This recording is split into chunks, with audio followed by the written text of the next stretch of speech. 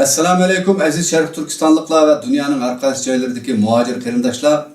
Mustamlikchi ve zo'ravon Xitoy tajovuzchilari vatanimiz Şərq Türkistanga qadam bosgandan boshlab insoniyat tarixida ko'rilmagan bir vahshiy jinoyatni vatanimiz Şərq Türkistan'da icra qilib kelmoqda.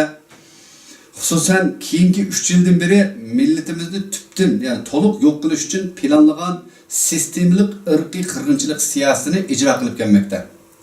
Xitoy rejimining bu vahshiy zo'ravonlik jinoyatini bütün g'arb davlatlari va ayblayotgan bo'lsa-mu, lekin Xitoy tajovuzchilari buni pisantik olmasdan millatimiz ustidagi irqiy qirg'inchilik jinoyatini keskinlik bilan ijro qilmoqda va davom qilmoqda.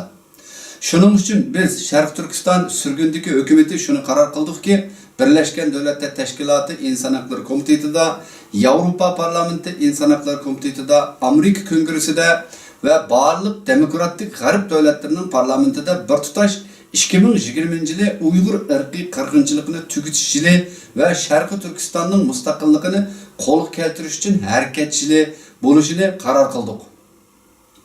Ve şunun bilan bir vaqtda har bir, yani Sharq Turkistonlik, yani vatandaşlarımızı qo'lidan nima kelsa aymasdan tirishchanlik ko'rsatishga ve o'zi turayotgan davlatlarda ve başka g'arb davlatlarga bu to'g'riliq xat yozishga chaqiramiz.